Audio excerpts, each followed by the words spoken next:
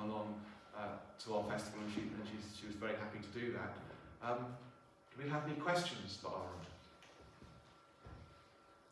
For the benefit of others, can I ask what I asked Ahreum a moment ago? Which is your favourite book of the Bible? Yeah, my favorite book of the Bible is the first letter of John, which is what I did my PhD in. And the reason is because of the 4th chapter, which mentions love more than 30 times in just a very short, few verses. And so I thought, well, if I'm going to do something for several years, I'd like to do it on something positive, something on love. And also has a lot about victory language in there. And so, yeah, that's what I did my PhD in. And yeah, it was difficult, but yes. Yes? Oh, yeah, sure. Is that for an Ahreum speaking, do you mean? It's the map. Yes, sure. Yeah, we can do that. Yeah. How does it feel making an important contribution in front of your very own father? Yeah, so my name's Ahreum. It's a Korean name. My dad is there. He's Joe. He's a retired Methodist minister. I grew up in the Methodist tradition. I don't know if I've made an important contribution in anything, but I hope I did. And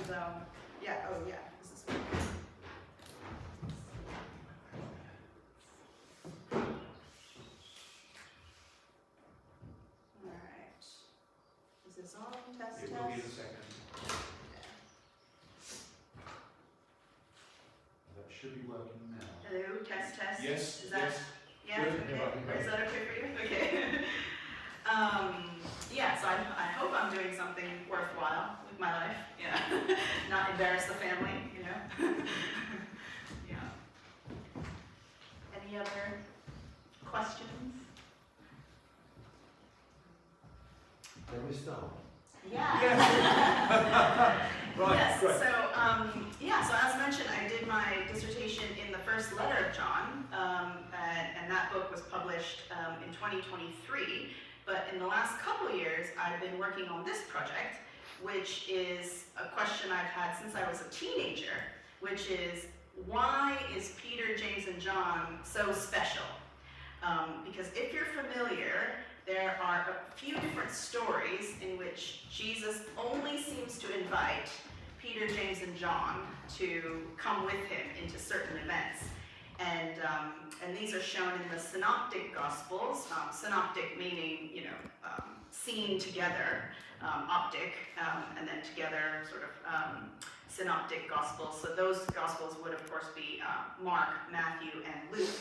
And I will talk about all of that. I'm a very visual person, so I'll have some lovely, art to also talk about. This one is a 1782 mezzotint print by John Murphy. Mezzotint is sort of etching into metal, and it's entitled Peter, James, and John.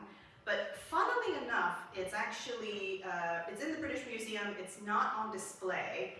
But the painting that Michelangelo da Caravaggio painted, that was not Peter, James, and John, or at least that's what the Hampton Court Palace, that painting was actually called The Calling of the Saints Peter and Andrew.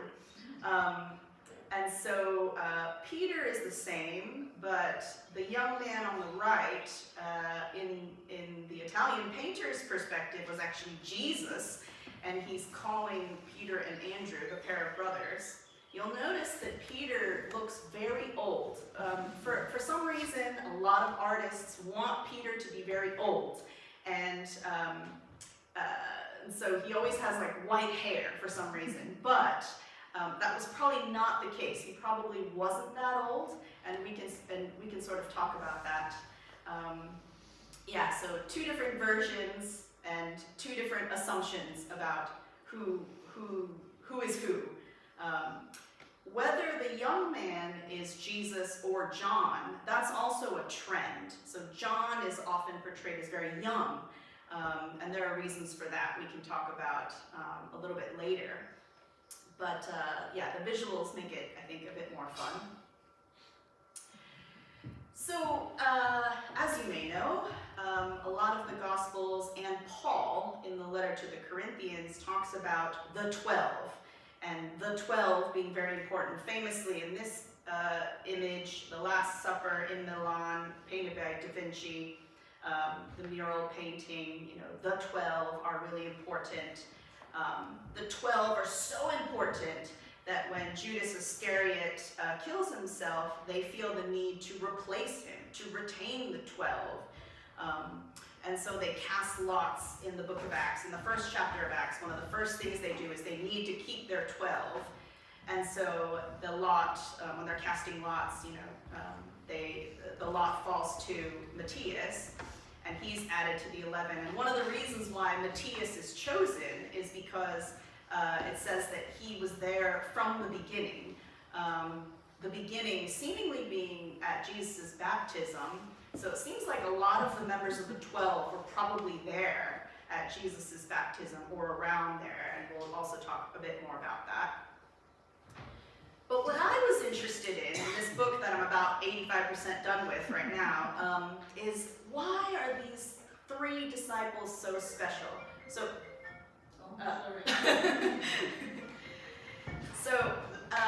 Mark, Matthew, and Luke.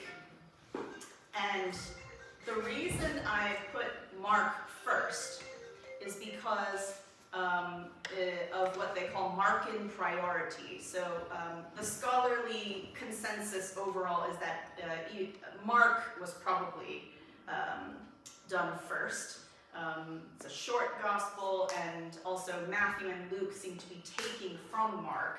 And of course they sort of add different things.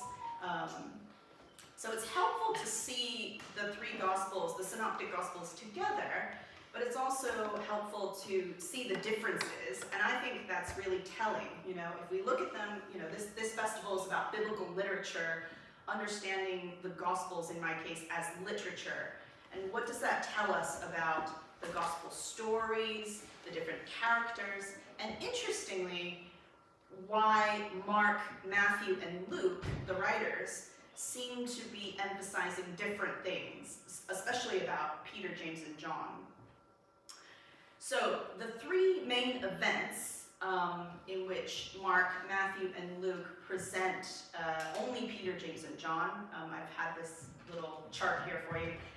So the first one is the resurrection of a 12-year-old girl, and in Luke's gospel we find out the resurrection of the 12-year-old girl. Her dad is a synagogue leader, and in Luke they say his name is Jairus. And you'll notice from this chart that Mark names Peter, James, and John in all 3 events, but Matthew only does it in 2, and Luke only does it in 2. But interestingly, in Luke's version of the call narrative, when the fishermen are called on the Sea of Galilee, Luke excludes Andrew. So he doesn't care about Andrew very much. Luke really focuses on Peter, James, and John. And then the second event is the Transfiguration, when they go up the mountain. All 3 Gospels mentioned Peter, James, and John being the only ones who get to go up with Jesus. And then Mark and Matthew mention Gethsemane, which Luke also has a very different sort of take on Gethsemane. He doesn't even call it Gethsemane. He calls it the Mount of Olives. So we'll get into this a little bit. So the first and sort of most important event is the event that all 3 Gospels mention Peter, James, and John. They name Peter, James, and John. So in Mark's version, 6 days later, Jesus took with him Peter, James, and John, and led them up a high mountain apart by themselves, and he was transfigured before them. He starts glowing, and he looks really white and shiny. Here's a picture from the National Gallery in Washington, D.C. It's called Christ Leading Peter, James, and John to the High Mountain for the Transfiguration. It's from Tiepolo, an Italian, which he did with ink and chalk and washes from around 1785 or 1795.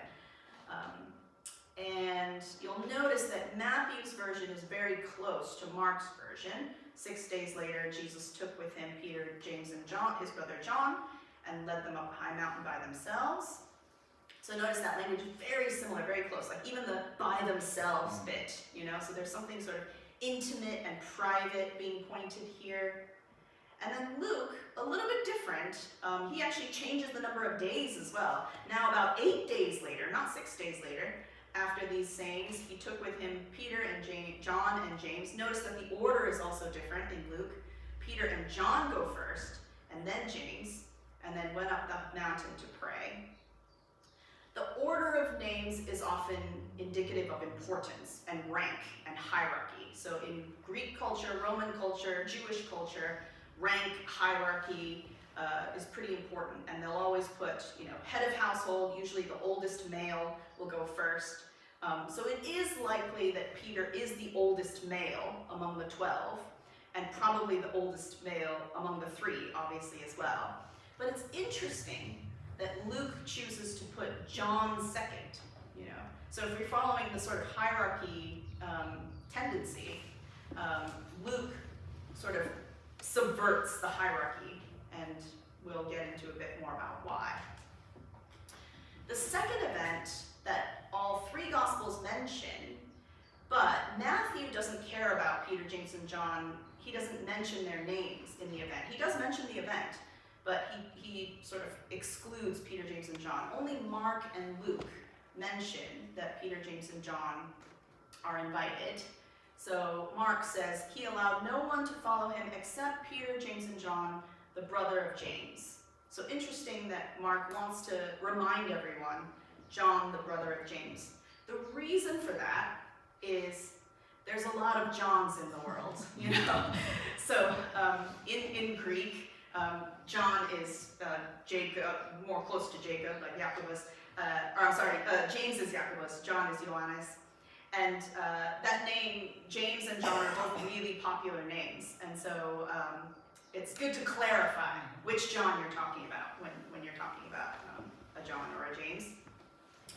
Luke says, when he came to the house, he did not allow anyone to enter with him except Peter, John, and James. Notice the order again. John goes second. And the child's father and mother. So here we get the little added detail that the mom and dad are also there. The painting is in St. Petersburg State Russian Museum. It's a Raising of Jairus' Daughter, 1871. It's an oil on canvas from Ilya Repin. It probably didn't look like that. This looks very Russian, I think. Probably definitely didn't look like that. The room was much, much smaller.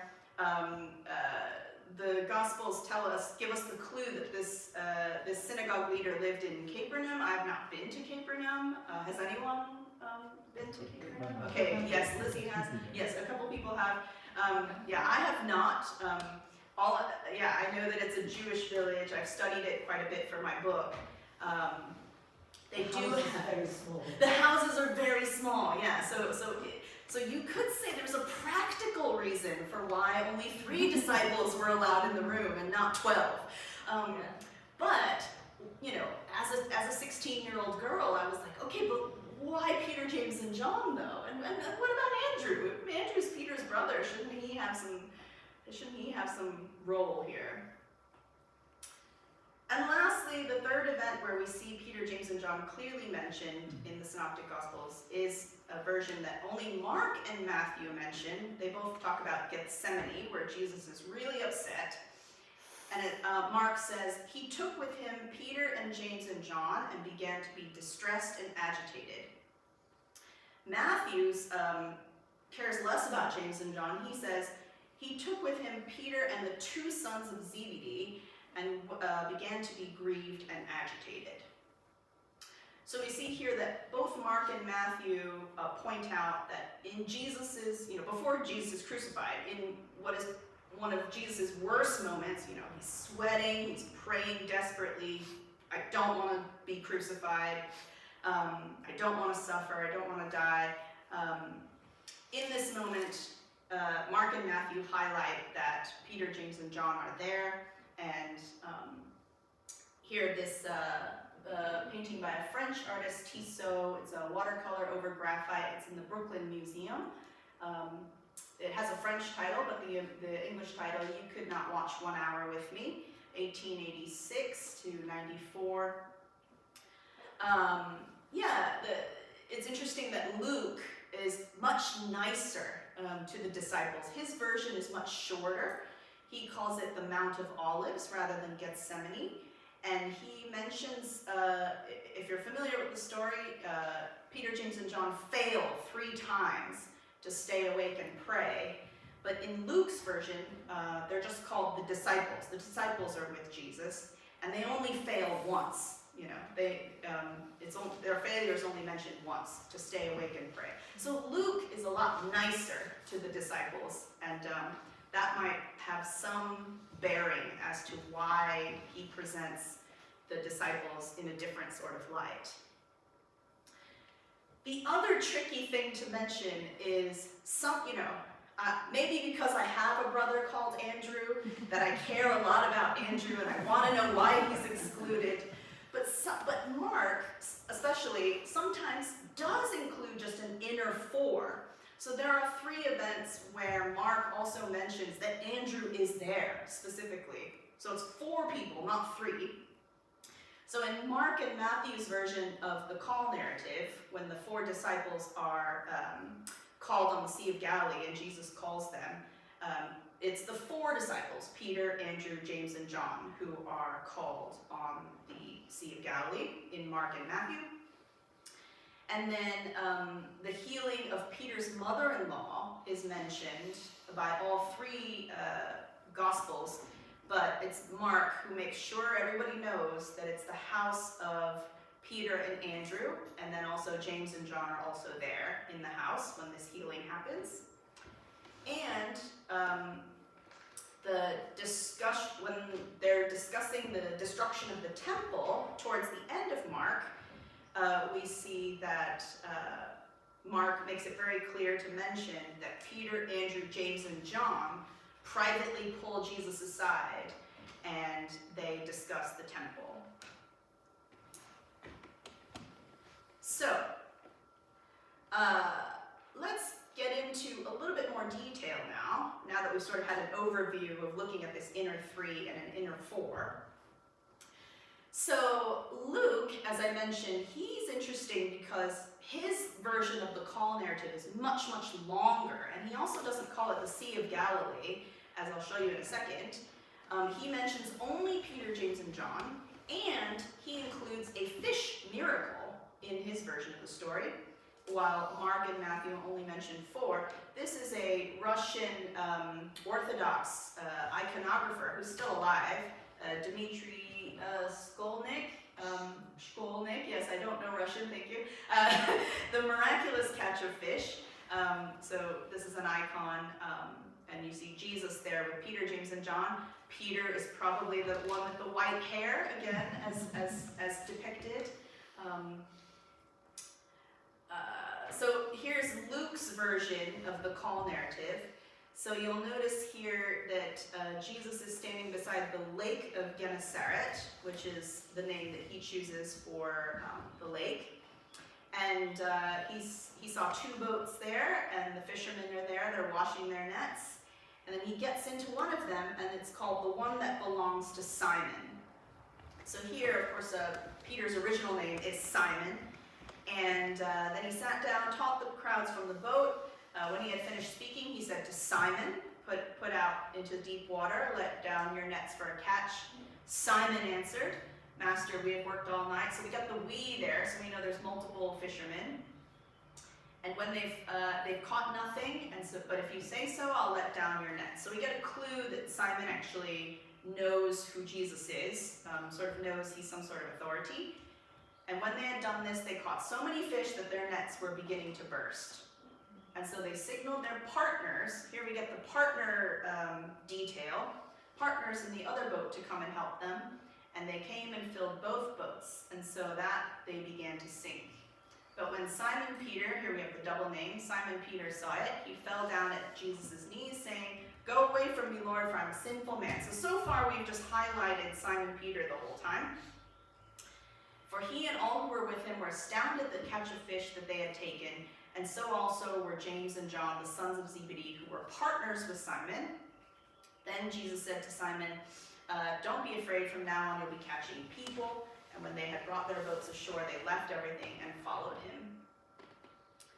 So Luke mostly is highlighting Peter, and he cares a little bit less about James and John, but the main clue that we get, one of the major distinctives from Luke's version, is that he says that they're partners with Simon Peter. Andrew is not there, and we also get a miracle about this catch of fish. Notice Mark and Matthew's versions are a lot shorter. They're mentioning the Sea of Galilee, and Andrew is included in both Mark and Matthew. Simon and his brother Andrew, Simon who's called Peter, and Andrew his brother. Both Mark and Matthew make that clear, and Andrew is second in the list. And we get the call of being fishers of men, and then we get James, the son of Zebedee, and his brother John, who are in the boat, and immediately he called them. They left their father Zebedee in the boat with the hired men and followed him. So in Mark's version and in Matthew's version, they both mention their father Zebedee, and they leave their boat and their father, and they follow him, and we know that they have some hired men.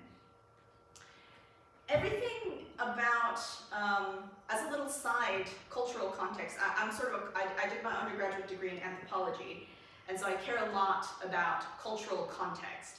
And so when I was researching Galilean fishermen and sort of thinking about how Peter, James, and John might be significant, and they're fishermen, most scholars, because of this this note about their having hired men, and because their father Zebedee doesn't seem to mind that his two strong, strapping sons are just leaving, and he's got some hired men. So most scholars are like, okay, James and John are presented as a fairly well-off, maybe middle class, maybe upper middle class sort of brothers. But the fact that Luke also mentions that they are partners, I would say you're not normally partners with someone who's financially a lot less well off than you.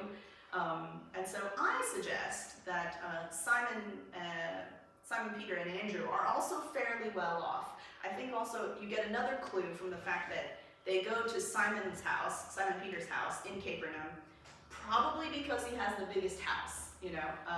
Is my, if James and John are so well off, it seems like you should go to James and John's house if you're going to have Jesus and the guys with you, and you need to feed all those people, as we mentioned with Mary and Martha's story.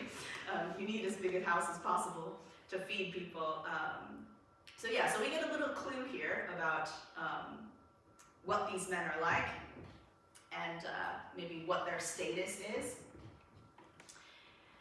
And then we throw a little bit of let's throw a little bit of something extra here with John's gospel. And then we'll sort of pause for questions and concerns. So here in John's version, we get sort of what they call an inclusio, sort of a matching ending to Luke's version of the call narrative. So in Luke's version, they're called on the Sea of Galilee, they have this miracle. And at the end of John's gospel, we have this really interesting note about 7 disciples getting in a boat. So now they're sort of like, oh, Jesus is dead, and what do we do? And John 21, at the end of John's gospel, says that Simon Peter with Thomas, Nathaniel, the sons of Zebedee, this is the only time James and John are mentioned in John's gospel, and they're not even mentioned by name. The writer of John's gospel cares much more about Thomas and Nathaniel. Remember I said names and the order shows hierarchy and rank and sort of emphasis. So Thomas here is ranked number 2, and Nathaniel is ranked number 3 in this list of 7 disciples. And then John says, oh yeah, and 2 other guys were there. So there's 7 disciples in this boat. But again, the highlight is Simon Peter, James and John, we don't care. And this is the only time they're mentioned in John's gospel, and we don't even have their names here. But they get this miracle of fish. They're swimming all night, which is when you go fishing, because I guess at night around dusk is the best time for fishing. They cast the net, they have this miracle of fish. So yeah, this is what we see so far. I'll take a pause here, and has this provoked any thoughts, disturbances, questions so far? Yes?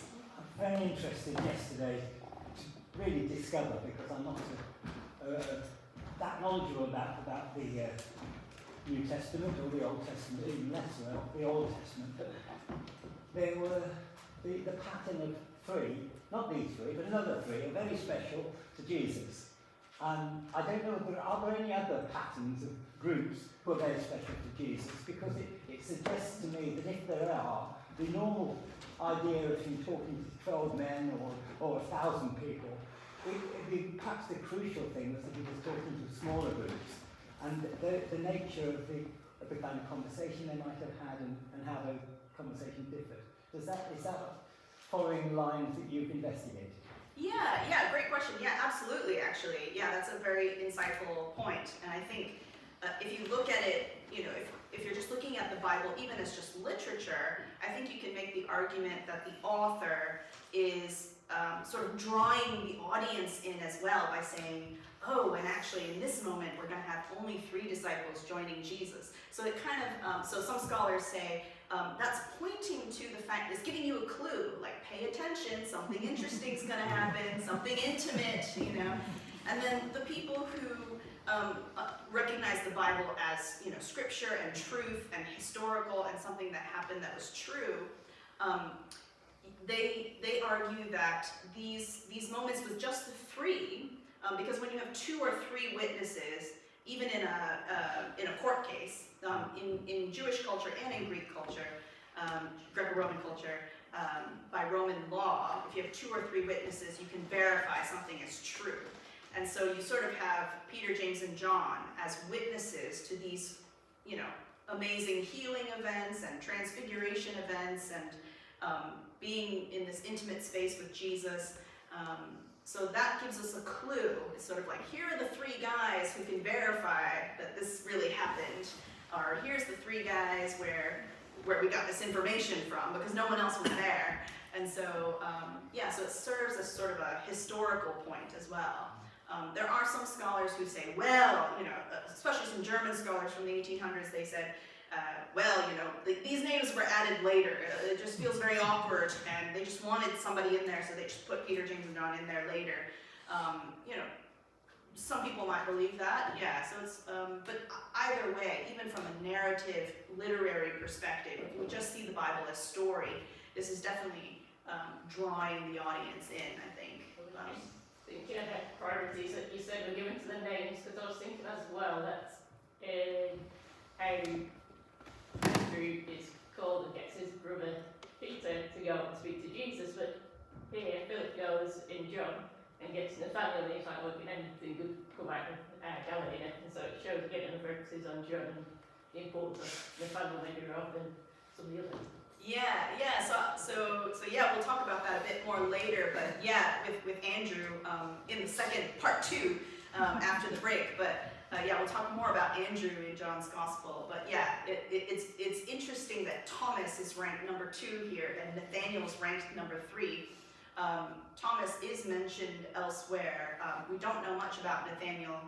But as sort of a freebie, I think the reason why Thomas and Nathaniel are mentioned 2nd and 3rd is because a lot of John's Gospel has a redemption story. So we get the doubting Thomas story, and we get Nathaniel who doubted Jesus as well. So here in John 21, we get a redemptive arc here. And of course, we have a redemption of Simon Peter when Jesus has the interaction, you know, feed my sheep, do you love me? That's also in John's Gospel at the end, sort of redeeming Peter as well. So I think John's Gospel cares a lot about sort of the redemptive story, and yeah.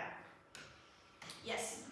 I was thinking about the hierarchical, you know, system that you thought, and I was perhaps jumping ahead to thinking about the discussion and the debate, argument amongst the disciples, who was the greatest. Mm.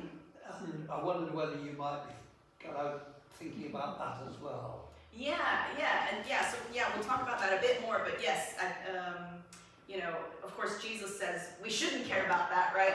But what's interesting is Simon Peter pretty much always is named first in every case. And so that shows that, at least from a story perspective, he is the greatest, or he is sort of the most important disciple character. But yes, of course, I thought a lot about hierarchy, especially because Luke mentions John second, and so he thinks John is more important than James. But from who is the greatest disciple, obviously the story of Jesus is highlighting humility, right? That we shouldn't care about who's the greatest. In the Jewish culture, in the Greco-Roman culture, there's a rank based on, you're male, you're the oldest, those are the things that take precedence. But in the kingdom of God, that doesn't matter, sort of thing. Yeah. Two things. In that text, I can't see some parts. I think it's verse 5, but John describes the characters as disciples, but Jesus says, children, you have no fish. So he calls them children, and he uses children in different ways in the New Testament. Would you like to comment on why suddenly the word children is used to describe disciples? And just second, as a side, I notice your images are predominantly non-Palestinian and Western and white. Was that a conscious choice? Because there are quite a lot of Palestinian and also multicultural images to support all those texts. So Yeah. Interested in why you didn't do it in a multicultural. Yeah. I think those are just the ones that I just happened to pick. But yeah, there are. Because sometimes the other art actually introduces other characters, so the artist has introduced an interpretation to support one of the points. Yeah, perhaps. If you know of any, please let me know, because I don't think I've come across that in particular of an artist who supported any of these points. But to your first thing about the children, especially in Johannine literature, is seen as a point of intimacy, and so that's part of it. And it might also suggest that Jesus, they didn't know who it was who was on the beach. It might suggest that Jesus was an older man, or how he presented, the way he looked, it seemed like he was an older person. And so that's why they didn't recognize him. Maybe he had white hair in the way that they perceived him. Because obviously these disciples would know what Jesus looks like. And so however he looked from where they were, it looked like the man on the beach might have appeared to have looked older, and so there's that suggestion that maybe he was that. But yeah, you don't see him. I don't think there's other places where Jesus addresses him as children. Yeah. Well, two comments. One, I've always been intrigued by the call of the disciples in the synoptics. It seems to be quite extraordinary that you're at work and someone comes along and says, follow me, and you drop everything and follow them. Thinking of it historically, I wonder if James, Andrew, John, Peter, and Jesus, if they were all actually disciples of John the Baptist and had met following John the Baptist, so that when Jesus comes along, they actually know him. So that's one comment. The other, I make not quite sermons out of this, but it's so typical of Peter to leap out of the boat. Yes. And for every Peter who impulsively follows the Lord, you need at least half a dozen other people to bring the boat in and count the fish. And I'll talk about a bit more about that as well. Simon Peter's inclination to jump out of boats. You see that in John's gospel, you see that in Matthew's gospel as well, when he's like, well, Jesus, if that's really you, let me come out of the boat and walk on water, So Matthew and John show Simon Peter jumping out of boats. I actually do think, from a historical standpoint, it's likely that Peter, Andrew, James, and John already knew Jesus. And so it's not that weird that they dropped all their nets. And you really see that in Luke's version, when, with the miracle, he's like, oh yeah, I've been fishing all day, I'm a professional fisherman, but if you tell me to drop my net, I'll do it. It would be very strange for Simon Peter to do that to a random stranger. I even looked into, carpenter, there's the idea that he's from a carpenter's family, and Jesus is from a carpenter's family, or a craftsman's family. If that's the case, I looked into, how likely is it that a carpenter, a Nazarene carpenter would come into contact with fishermen in, the sea. A holy companion, he makes boats. Yeah, and so I do think it's likely that they knew each other, and if John's gospel is true and Andrew was a disciple of John the Baptist, then John the Baptist and Jesus are related, so there's only 2 degrees of separation between Andrew and Jesus, and then there's even fewer separation. Andrew could have easily introduced all of the others as well, because they're fishing partners and they see each other every day on the sea. So I think it's actually, from a historical standpoint, if the Gospels are presenting it a certain way, they seem to suggest that they actually already knew each other. So yeah. But, yes. I'm a little bit curious about the description of the disciples as partners, given that, as you commented, probably Zebedee, as the father of James and John, was in a sense gracious in letting them leave, and then he was left, it says, with the hired men. I'm a little bit curious, what would be the sort of business relationship? Because if the younger generation were described as partners, would Zebedee be the owner of the boat? But normally, surely, the older generation would be the key person in any business. And I'm surprised that you can have the younger generation described as partners, but yet obviously Zebedee, as the father, was in some way involved in the business, so to speak. Yeah. What would be the cultural setting, do you think, then? Yeah, I've looked into that as well. So Zebedee would be head of household, and he would have been in charge, and obviously he's happy to, the term hired men and partners are different. So the hired men would be, sort of like extra help that you got on the side.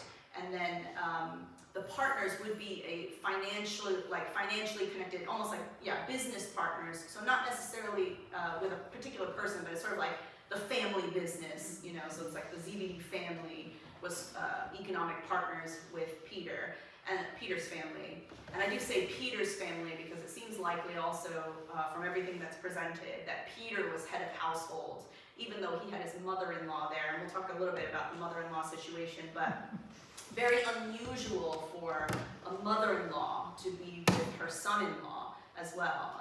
You would expect her to be with the other side of the family, and so not with her daughter's side of the family. And so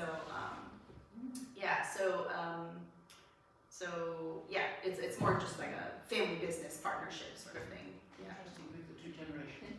Yes. Can you go back to the previous one? This one, or No, The John version. the John one. yes, that one. Second paragraph. Yes. When Simon Peter heard that it was the Lord, he put on his outer garment, Yes. what he had taken off, Yes. and jumped into the sea. That's right. I don't think the sea can be very deep. But you don't put extra clothes on when you jump into water. Yes. It's because he would have been fairly naked because as a fisherman, you're jumping in and out of the water. You don't want to be bogged down with a lot of clothing while you're jumping in and out of the water catching fish. Yeah, so the sea is, I don't know how deep, but my understanding is the Sea of Galilee is fairly deep. And But they're only a few hundred yards. Well, they're not far from the shore, shall we? perhaps, yeah, enough that and Peter being a professional fisherman, he would have been a strong swimmer, I would think. But the reason he puts on his outer garment is out of respect. He doesn't want to show up to Jesus pretty naked and be like, hello, and so, there's the indication that he's doing it out of respect. But yeah, it would have been a difficult swim with the outer garment, yeah. But yes. one of the reasons I love the Luke account of this rather than the other is that wonderful image of a boat which is so full of fish that it's at the point of sinking. This is a great image of salvation and psychologically brilliant, it seems to me, and I love the story of Luke's version. Yes. And Andrew isn't there. Yeah. But it's a huge exaggeration, isn't it? Well, we'll see. Yeah. Are you going to comment on the words, that disciple whom Jesus loved? Oh yes. Who do you think that disciple is? So I'm actually inclined to think it's Lazarus as well, what we discussed yesterday. The main reason is because, I mean, we could get into that as a side thing, if you want to know more about the beloved disciple. But for the... No, because I don't think it was the beloved disciple. I think it was Thomas, the twin. Could have been, yeah. The main reason why... He's the one I like. I'll just say briefly, the main reason why is at the capture, the main reason why I don't think the beloved disciple is John the fisherman. The biggest reason is when Jesus is captured, the beloved disciple is familiar with everyone in Jerusalem, and he's able to get Peter into the courtyard. And it says that he was known to the high priest. So whoever the beloved disciple is, he's buddy-buddy with the high priest. It would be very unusual for a fisherman to be buddy-buddy with the high priest. And it would be weird that John the fisherman would be buddy-buddy with the high priest and Peter wouldn't, because he's also a Galilean fisherman. So if it's weird, does that mean it's not possible? no, it is absolutely possible. It is absolutely possible because also John is a well-to-do fisherman. But the fact that James is not, James and John are always together, the fact that James is not mentioned at all, and that it would be weird for John and Peter to go to the courtyard and James not go to the courtyard. But weird things do. They do happen. Yeah, it is possible. It is I don't possible. think you can use it as a justification. Yeah. It is possible. But I mean, in life, in our own lives, weird things have happened. yeah, it is possible. Yeah. So that's the main reason. And the other reason why I think it's Lazarus is because Lazarus in John's gospel is called as beloved, and he appears in contingency in John 11 and is it 10 and 11 or 11 and 12? 11 and 12.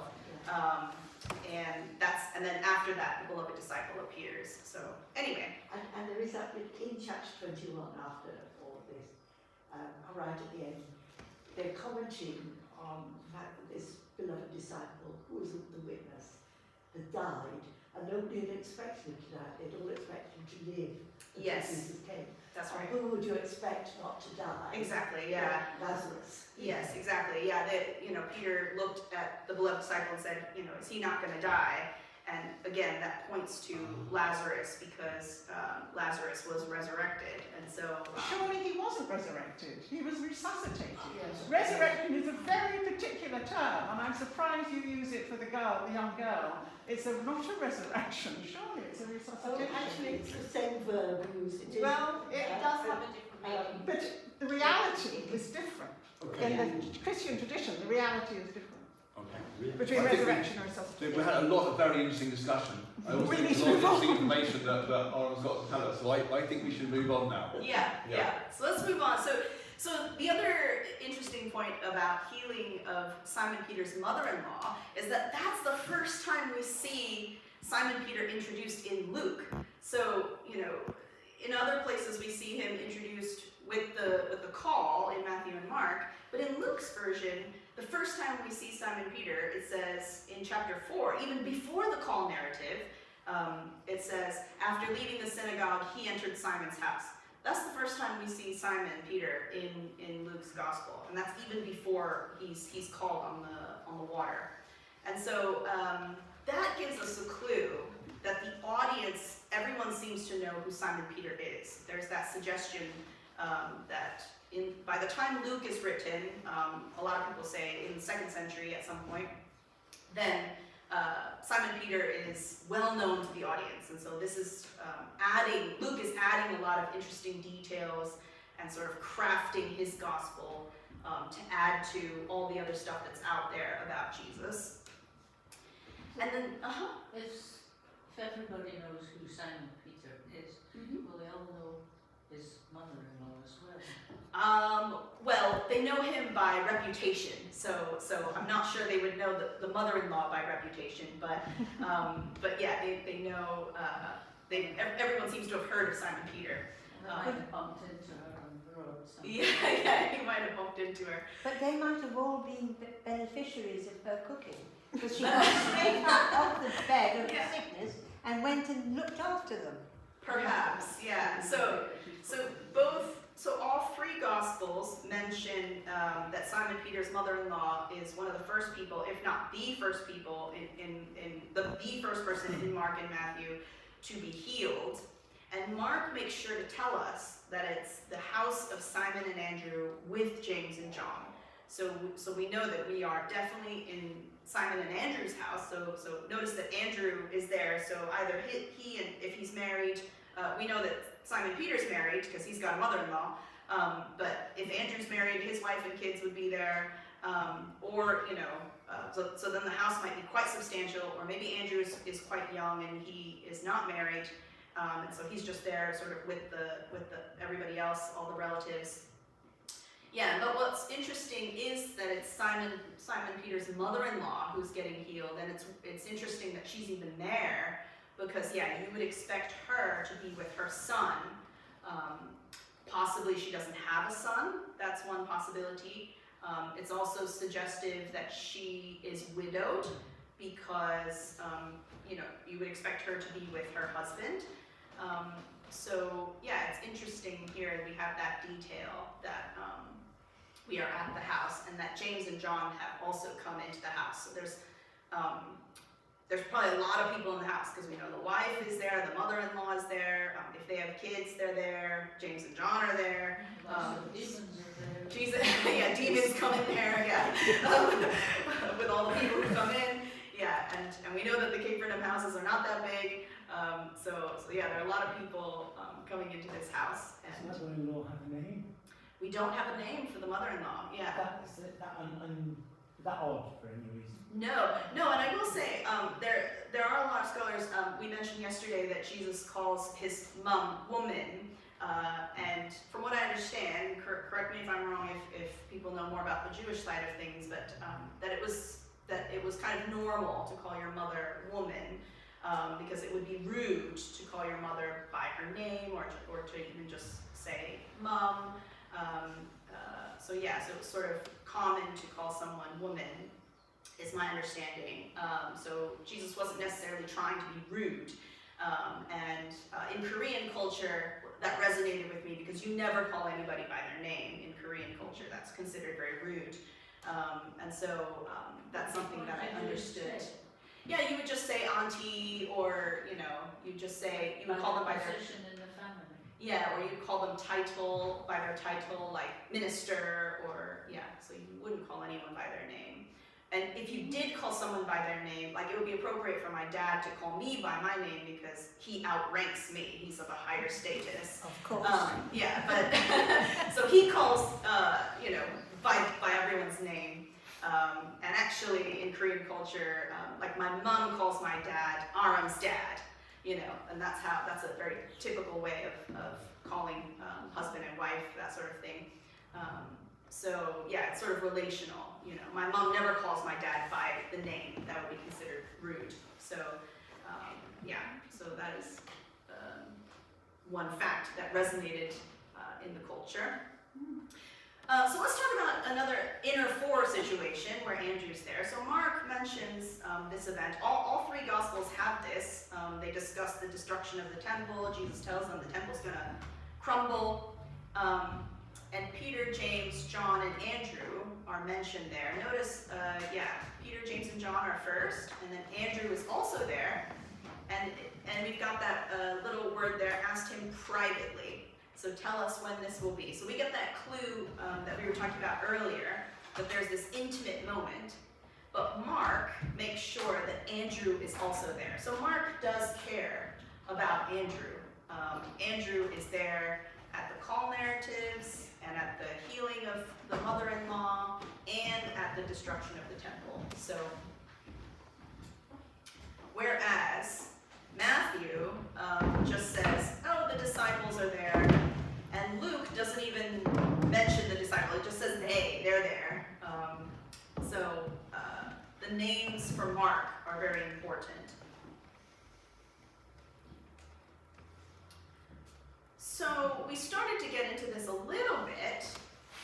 First of all, let's try to tackle why is the number 3 important? You know, we see the number 12 has been really important.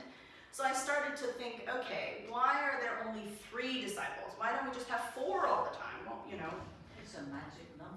It is a magic number, and so I question, is it a divine 3? And if we look at a lot of Hebrew Bible or Old Testament texts, we see, for example, in Exodus, it talks about there's hangings with 3 pillars and 3 bases. In Exodus and Deuteronomy, we see that the people appear before, or the priests appear before God 3 times a year. In Jonah, we had talks about Jonah. Jonah, of course, was in the fish for 3 days and 3 nights.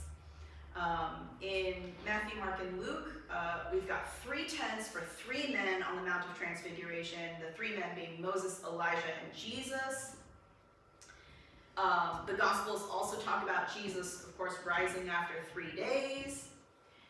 And then we, of course, have the famous Trinity of Father, Son, and Holy Spirit. And so even God himself is a divine 3. So 3 being, yes, a magic number, an important number, a divine number.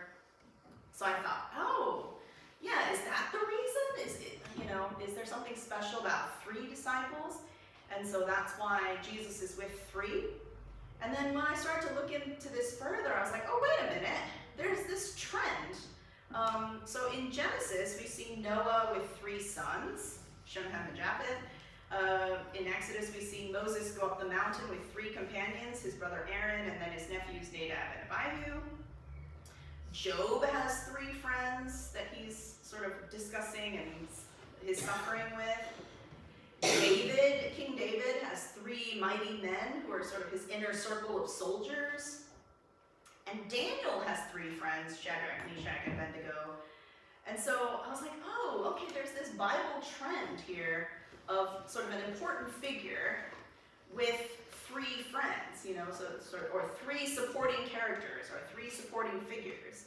And so there's this, you know, if you know, all these texts were written across thousands of years, Yes. and so even into Jesus' time, you know, whether you see it as historical or just as a story, you see, oh, okay, there's this trend of an important figure with 3.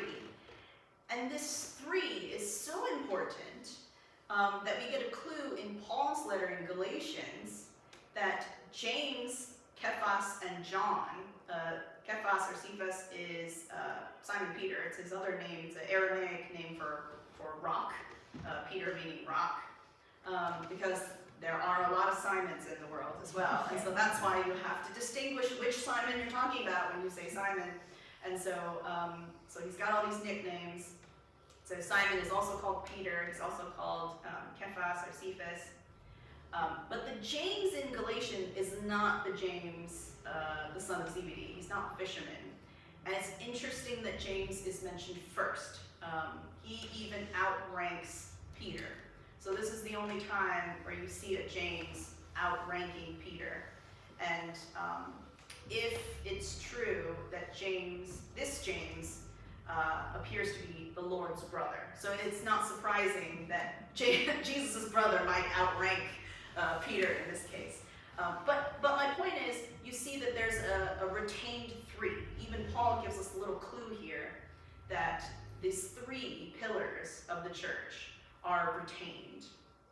Can I ask you something? Yes. In Arabic, nouns and verbs, if there's a dual, have separate endings and are treated separately.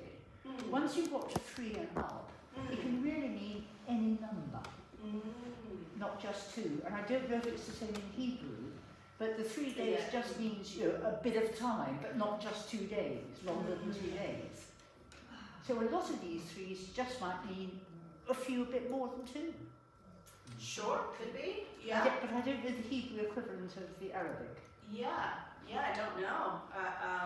Yeah, I know Hebrew and Arabic are a lot closer. Of course, New Testament is written in Greek, but a lot of it is from Jewish culture as well as Greek and Roman culture. But yeah, it seems to be the case that, yeah, that is the case for Hebrew as well. But with the names, it's clear, right, that we have three people, three characters. So yeah, so there's something special, something divine being pointed to about 12 and also 3. Can I? Yes. Well, number 3 has a very long history as a magic number. It's also the number of the male genitalia. Okay. Okay. Okay. Right. Right. I mean, there are times when 3 does mean 3, doesn't it? I mean, Jesus rose on the third day. I mean, they were referring to 3 then. Yeah. So yeah, sometimes it has this. I mean, to say that it's a magical number. I mean, Israeli did in Jewish culture, was it a magical number in that way? Does it sound quite right? Yeah, I would say, is a divine, sort of something special about the number. Mm-hmm. Okay. Mm-hmm. Thank you. Yeah. Thank you. So then, okay, so if we assume there's something divine about this 3, then my question was, okay, so why are these 3 so important? A lot of scholars think, well, they're the best friends of Jesus, And I thought, okay, maybe that might be possible. Another question I had was, Galilean fisherman occupation? I mean, all 3 of them are Galilean fishermen. Does that have something to do with why they're chosen? I thought, okay, well, maybe if the hierarchy thing is important, in Korean culture, we all cater to, if we're in a room like this, the person who gets the most say will automatically be the oldest person in the room. The oldest person will also pay if we all go to eat. And, and so I thought, well, do Peter, James, and John just outrank everybody because they're the 3 eldest disciples? Also, you might think, well, yeah, I mean, if the richest person, socioeconomic hierarchy, maybe the 3, we know that James and John, almost all scholars agree that James and John are fairly well off. If Peter is a partner, he's relatively well off. Then maybe they're the 3 richest ones. Maybe that's a possibility, I thought. Well, I'll give reasons as to why I think none of these might be relevant. Just one more. Yes? They all went to school together. They all went to school together, maybe. Yeah, well, it wasn't, Jewish young men, if they were well off enough, they would have some degree of schooling. But yeah, we know that these guys are fishermen. Jesus would have come from a sort of a carpenter or craftsman sort of family. So they might have had some degree of education, but yeah. Well, they went to the same synagogue. Yeah, they might have gone to the same synagogue. Certainly Peter, James, and John probably went to the same synagogue. They might have had biggest mouths. Peter was very noisy, wasn't he? Really? Well, I'm going to talk about that. So yes, I think that's actually a big factor. So here's my refutation as to why I think maybe not best friends. Because, and we'll see in the second half, maybe more detailed examples, I don't think there are a lot of examples where Peter, James, and John are indicating that they're especially intimate or best friends with Jesus. We don't necessarily, they're invited to these events, but, there's no indication of like, well, I'm inviting them because they're my best mates, Whereas in John's Gospel, we have actually a lot of other good options for best mates. As we talked about yesterday, Lazarus, Martha, and Mary are considered loved. And you might say, well, that's John's Gospel's bias, he's just sort of framing them like they're beloved. But whoever the beloved disciple is, and also Lazarus, Martha, and Mary, they might be good candidates for being best friends. Maybe John the Baptist is a possible good option. They're actually related, Jesus and John the Baptist are actually related. So Yeah, so, is there best friends? Is there a moment where they're really best friends? Maybe, people could argue, well, in Jesus's, most wretched moment in the Garden of Gethsemane, the garden bit is only mentioned in John's Gospel, by the way. But you want to have your best mates with you.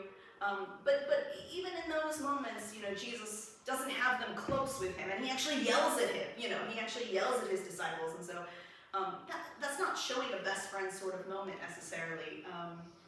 So that's my theory about that. Galilean fisherman occupation, maybe. One thing that's very clear in all four Gospels is they cross the Sea of Galilee many times. And if there's 12 guys plus Jesus, that's 13 guys, you need at least one boat, probably 2 or 3 maybe even for that many people, because there's also women who are helping to cook and feed the men as well on the regular. All the Gospels say that there are Galilean women who are being attached, who are helping out. And so we've got multiple, and if the beloved disciple is someone else, maybe Lazarus, then that person is also there. If Mark, the young man, is also there, then we've got multiple, you've got loads of people, and they're traveling across the Sea of Galilee. You need multiple boats. But those boats are being used for fish, right? So that means sometimes they're traveling during the day when you're not really fishing, but sometimes they travel at night. And so if those boats are being used, that means they're not fishing with those boats, so you're losing income.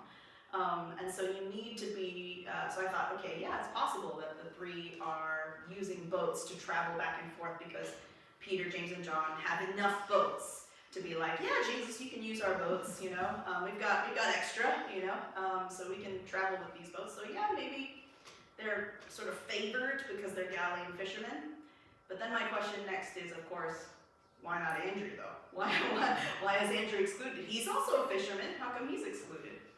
And then I thought, okay, the oldest 3 maybe, but that'll be an interesting, very rebellious argument because historically people think John is the youngest disciple. The reason people think that is because they want John to be the writer of Revelation as well.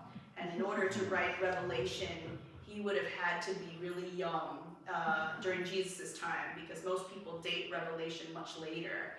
And if you didn't know, during the Roman Empire in this time, life expectancy at birth was age 25. So if you were over 25, you were living really well, and you would live to an old age because you were quite healthy. But most people died by age 25, and yeah. Are any of us younger than 25 in here? Yeah. So yeah.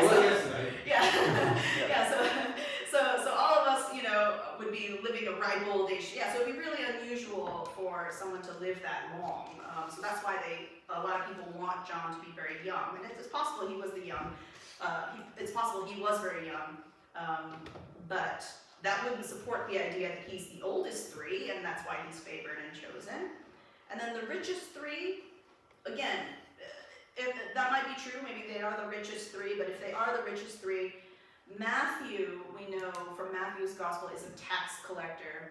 Tax collectors were known to be fairly wealthy because they were known to do bad business practice and skim off the top and bribe people. Yeah. And so Matthew would have been fairly rich. So it doesn't seem to support the idea that Peter, James, and John are also the wealthiest 3.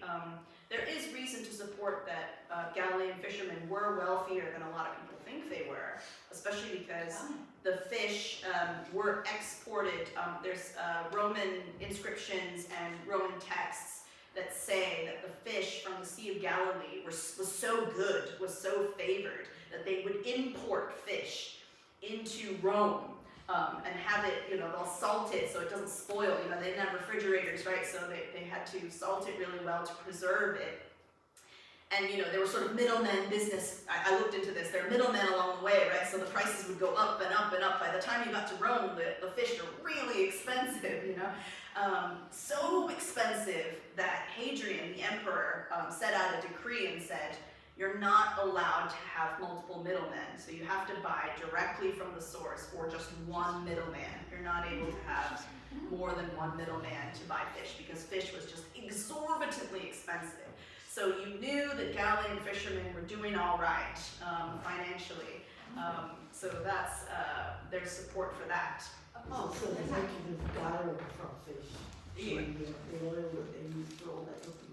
The oil. What you say about the fish trade in Galilee is very interesting. We're always taught to think about the Sea of Galilee. It's a freshwater lake. It's not saltwater at all. Yeah, I think that's right. Sea of Galilee. It's not really all that big. Well, it's not big now, maybe, but it was probably bigger then. Like 2,000 years ago, it was probably a bit bigger. Yeah. But the taxation on the fish and the Galilean fishermen is horrendous, and it gets worse and worse with the Roman occupation. So actually the multiple taxation system that they put in place, which is very interesting to think about and scary, actually makes it more powerful why Jesus kept challenging all the different taxation systems in the different parts of the states, and why Peter is so anxious that the miracle actually is more important in one level, not because it's a miracle that Jesus does, but because he can't afford not to have lots of fish to sell. So actually, although part of your point is right, the taxation actually cripples them, so I'm not sure they are that wealthy. I think that's part of the problem with all the injustices that Jesus picks up on, that taxation comes up in a lot of Jesus' own teachings. And taxation and fishermen aren't that wealthy. I've looked into this a fair bit, but the taxation is definitely a factor, and which is why you have tax collectors on the Sea of Galilee as well. I'm not saying that they're like especially wealthy. I'm just saying that they're wealthier than a lot of people give them credit for, and also I'm saying all scholars sort of agree that James and John were fairly well off. We're not ridiculously poor to the degree that CBD was comfortable enough to let his two sons go off, and also he had hired men. A lot of people think in scholarship that Peter and Andrew were just these really destitute people, and I just don't think that that's the case. And I think there's a lot of evidence in the Gospels and otherwise to support that. But That's very nice to know.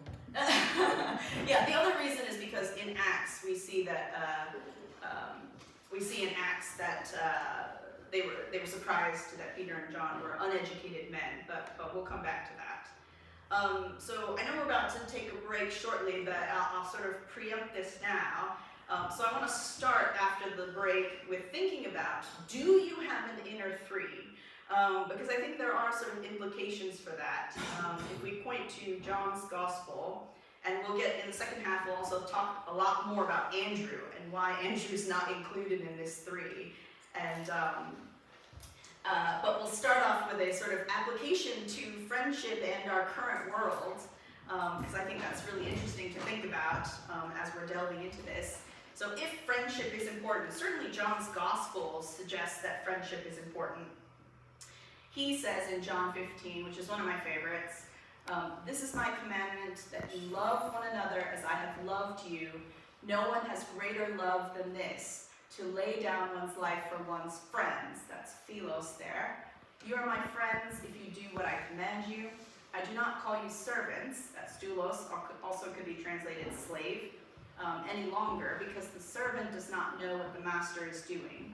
But I have called you friends, because I have made known to you everything that I have heard from my Father. You did not choose me, but I chose you, and I appointed you to go and bear fruit, fruit that will last, so that the Father will give you whatever you ask him in my name. I'm giving you these commands so that you may love one another. So what I love about this, and why I personally value friendship so much, so even though I don't think, and we'll talk more about why I think Peter, James, and John are not necessarily the best friends of Jesus, but you see in John's Gospel that there's a very high value for friendship. Jesus says, I no longer call you servants but friends, because, and so the friendship, the 12 disciples have reached a point now, sort of the closest inner circle is friends. So it's sort of like, who are your 3 best friends? Who are the friends that you want around you? In the beginning, these disciples were just servants or slaves or people who were partners in ministry or people he was training. But now in John 15, we get this discussion that, oh yeah, you've reached the level now, we've been together enough now, we know each other well enough now that we are calling each other friends. So I think as a helpful application, when we return from the break, is to think about who are your inner 3, who are your 3 best friends, and yeah, sort of start from that point and then go backwards when we think about Andrew. Yes? I think there's a very significant little word in there. It's if. It's, what does it say? You're my friends. If You are my friends if you do. It's a qualification.